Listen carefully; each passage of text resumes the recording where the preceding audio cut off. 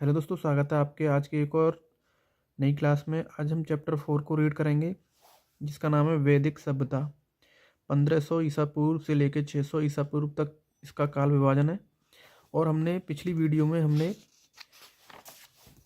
Chapter 3 complete कर लिया था, जिसका नाम था सिंधु घाटी और हड़प्पा सभ्यता पढ़ा था। और चैप्टर 2 में हमने भारतीय इतिहास काल विभाजन पढ़ा था। इसी तरीके से चैप्टर 1 में हमने प्राचीन इतिहास के स्रोत के बारे में जाना था। तो आज हम चैप्टर 4 को रीड करेंगे, जिसका नाम है वैदिक सभ्यता 1500 ईसा पूर्व से लेकर 600 ईसा पूर्व तक। तो आइए इसे रीड करते हैं, अंत तक हमारे साथ बने रहें और ऐसे ही आज हम इसकी रीडिंग करेंगे। वैदिक सभ्यता। ऋग्वैदिक पूर्व वैदिक काल 1500 से लेकर 1000 ईसा पूर्व तक माना गया है। उत्तर वैदिक काल 1000 से लेकर 6000 ईसा पूर्व तक माना गया है। वैदिक ग्रंथों की रचना आर्यों द्वारा। भारत में आर्यों का आगमन कब हुआ, उसके बारे में पढ़ेंगे। आर्य शब्द तात्पर्य है श्रेष्ठ अथवा कुलीन से। भारत में 1500 ईसा पूर्व से पहले आगमन, इंडो यूरोपियन परिवार की भाषा का प्रयोग किया गया। सप्त सैंधव प्रदेश में निवास। कहाँ पे निवास करते थे वो? सप्त सैंधव प्रदेश में। सिंधु, झेलम, चिनाब, व्यास, रावी, सतलज, सरस्वती, ये 7 प्रमुख नदियां हैं। सबसे प्रमुख नदी सिंधु है, दूसरी सरस्वती है। नदीत्व अथवा सर्वश्रेष्ठ नदी कहा गया है।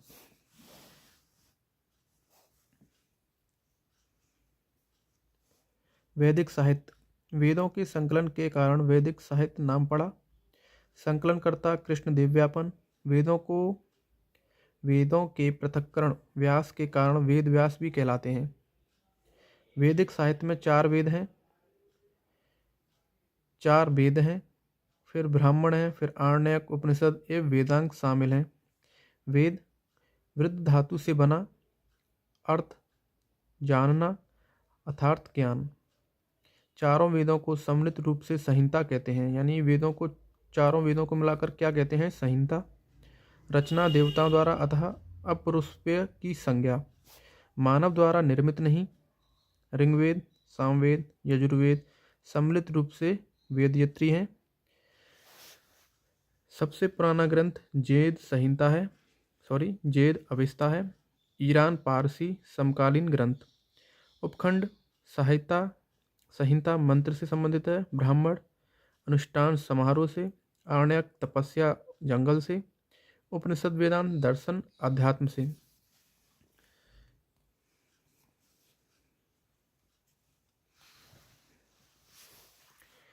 ऋग्वेद सबसे बड़ा और पुराना वेद है। तीसरे मंडल में विश्वामित्र द्वारा रचित है। सूर्य देवता सावित्री को समर्पित गायत्री मंत्र का उल्लेख है। 24 एवं 1008 वर्ण है। 9वें मंडल में देवता सोम का उल्लेख है। वनस्पति के देवता हैं। 10वां मंडल सबसे नवीन वर्णित सूक्त 4 वर्णों का उल्लेख। ब्राह्मण 15 बार, क्षत्रिय 9 बार, वैश्य 10 बार, शूद्र 1 बार। ऋग्वेद में अघन्या शब्द का उल्लेख गाय के लिए। ब्राह्मण ग्रंथ ऐत्रेय कौशिकी। ऋग्वेद में उल्लिखित प्रमुख शब्द विष्णु 100 बार, इंद्र 250 बार, अग्नि 200 बार, वरुण वायुदेव 30 बार, माता 234 बार, पिता 23 बार, गंगा 1 बार, यमुना 3 बार, पृथ्वी 1 बार, राष्ट्र 10 बार। नेक्स्ट पेज पे चलेंगे। ऋग्वेद के बारे में हमने जान लिया, अब पढ़ेंगे सामवेद। सामवेद शाब्दिक अर्थ है गान। भारतीय संगीत का प्राचीनतम पुस्तक है। यज्ञों के अवसर पर गाए जाने वाले मंत्रों का संकलन है इसमें। पाठकर्ता को उद्गाता कहते हैं। उपवेद गंधर्ववेद 2 उपनिषद हैं इसके। धांधोग्य उपनिषद, केन उपनिषद। ब्राह्मण ग्रंथ जैमिनीय पंचविश। यजुर्वेद यजु का अर्थ यज्ञ से है। मंत्रों का संग्रह इसमें है। यज्ञ एवं बलि के संबंधी इसमें प्रावधान दे रखे हैं। गद्य एवं पद में लिखित है। यज्ञ की विधियों का उल्लेख है इसमें। पाठकर्ता को अधर्व्यु कहते हैं। शतपथ ब्राह्मण का संबंध इसी से है। सर्वप्रथम राजसूय एवं वाजपेय यज्ञ का उल्लेख है। उपवेद धनुर्वेद। दो प्रधान रूप हैं इसमें। कौन कौन से? कृष्ण यजुर्वेद गद्य में है, शुक्ल यजुर्वेद पद्य में है। 4 शाखाएं हैं इसमें: काठक, कपिलष्टल, मैत्रेयणी संहिता, तैत्तिरीय संहिता। अन्य नाम वाजसैन्य। 2 शाखाएं: काणव, माद्यादि। थोड़ा ऊपर कर लेते हैं। अथर्ववेद। अथर्ववेद इसी के नाम पर रखा गया इसका। सबसे नवीन वेद है। ब्रह्मवेद श्रेष्ठ वेद। ब्राह्मण ग्रंथ गोपद। उपनिषद हैं इसके: मुंडकोपनिषद, प्रश्नोपनिषद, मुंडोक्योपनिषद। 20 अध्याय, 731 सूक्त व 6000 मंत्र हैं इसमें। जादू टोना और तंत्र मंत्र वाला वेद है अथर्ववेद। औषधियों का उल्लेख है। पुरोहित ब्रह्मा है इसके। काशी का प्राचीनतम उल्लेख है। प्रजापति की 2 पुत्रियां का नाम सभा समती है। आगे चलेंगे।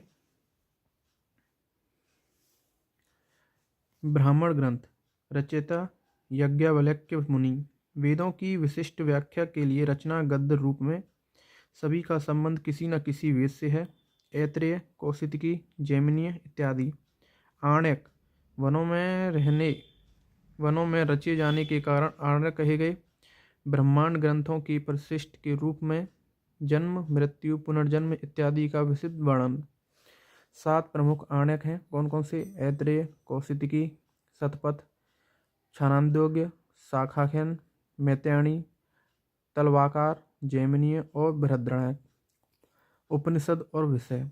उपनिषद कौन कौन से हैं? छंदोग्य, जिसमें सबसे प्राचीन उपनिषद है, देव की पुत्र कृष्ण का है, सर्वप्रथम उल्लेख है। बृहदारण्यक, गार्गी याज्ञवल्क्य संवाद। कठोपनिषद, यम नचिकेता संवाद। मुंडकोपनिषद, सत्यमेव जयते है। ईशोपनिषद, याज्ञवल्क्य खेतकृत संवाद। उपनिषद वेदांत वेदों की अंतिम और सर्वोच्च उद्देश्य है। गुरु के समीप बैठकर सीखो जाने वाली विधा। ब्रह्मा और आत्मा के संबंध में दार्शनिक चिंतन। भारतीय दर्शन के प्रस्थान बिंदु, स्रोत अथवा पिता। वेदांग ज्ञान में सहायक शास्त्र। संख्या 6। चलते हैं नेक्स्ट पेज की तरफ। नेक्स्ट पेज है जिसमें हम वेदांग के बारे में पढ़ेंगे। वेदांग शिक्षा, उच्चारण की विधि से संबंध, वैदिक मंत्रों का विशुद्ध उच्चारण। कल्प यज्ञ के नियमों से संबंधित है। व्याकरण शब्दों के यथार्थ ज्ञान से संबंध वेदों का मुख्य है। ज्योतिषी ज्योतिष वैदिक यज्ञों तथा अनुष्ठानों का समय है। छंद वैदिक मंत्रों के समुचित पाठ की सुरक्षा से। निरुक्त वेदों में दिए गए शब्दों के अर्थ से वेदों की आत्मा। भारतीय दर्शन परंपरावादी। सांख्य दर्शन कपिलवस्तु, न्याय दर्शन गौतम, वैश्विक दर्शन ऋषि कणाद, योग दर्शन पतंजलि, उत्तर मीमांसा वद्रायण, पूर्व मीमांसा जैमिनी। थोड़ा ऊपर कर लेते हैं। पुराणों की संख्या 18 है, जिसमें सबसे प्राचीन पुराण मत्स्य पुराण, विष्णु के 10 अवतार के बारे में उल्लेख है। अन्य वायु पुराण, मौर्य साम्राज्य के बारे में उल्लेख, विष्णु पुराण, गुप्त साम्राज्य, नारद, भागवत, वामन के बारे में उल्लेख है। अब महाभारत के बारे में जानेंगे। महर्षि व्यास, पहला उल्लेख अश्वलायन गृहसूत्र में है। मूलतः 800 श्लोक जैन संहिता, 2400 श्लोक पर भारत, अब 1,00,000 सतसहस्त्री संहिता, 18 पर्व में विभाजित है। रामायण महर्षि वाल्मीकि, मूलतः 6000 श्लोक हैं, अब 24,000 चतुस्विंशति सहस्त्री संहिता। महाकाव्य 7 कांड में विभाजित है। स्मृतियाँ सामाजिक नियम, मनु स्मृति प्राचीन है, विष्णु स्मृति, नारद स्मृति का इसमें उल्लेख है। अब पढ़ेंगे ऋग्वेदिक काल। ऋग्वेदिक काल ऋग्वेद, सामवेद, यजुर्वेद, वेदेत्री जानकारी के स्रोत हैं। ऋग्वेद से प्राप्त साक्ष्यों के आधार पर इस काल में आर्यों को लोहे की जानकारी नहीं थी। आर्यों का कबीलाई प्रकार का जीवन था। राजनीतिक संरचना कैसी थी? प्रशासन का केंद्र कबीला, प्रमुख राजन राजा, सरदार, वंशानुगत नहीं। संस्थाएं सभा वृद्धजनों की संस्था, समिति आमजनों की संस्था, प्रतिभाग पुरुष स्त्री राजा का चुनाव, विदय विदत प्रतिभाग पुरुष स्त्री गण।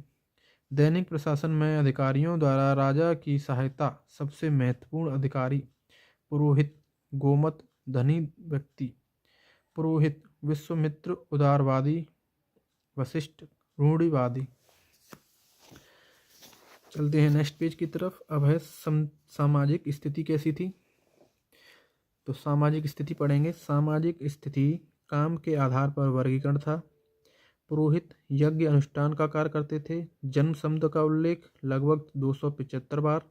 दूसरा महत्वपूर्ण शब्द है विष, 170 बार उल्लेख है।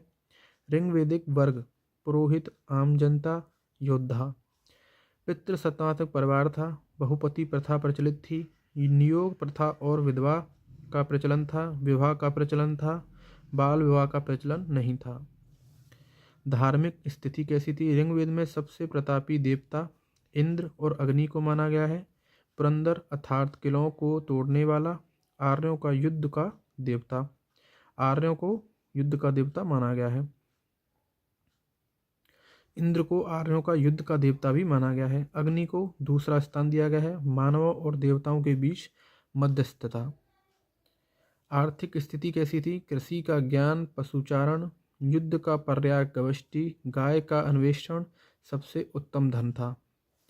अब आगे पढ़ेंगे। उत्तर वैदिक काल उन वैदिक ग्रंथों पर आधारित जिनकी रचना ऋग्वेदिक काल में पश्चात हुई। निवासियों द्वारा चित्रित धूसर माद्रभंड PGW का प्रयोग।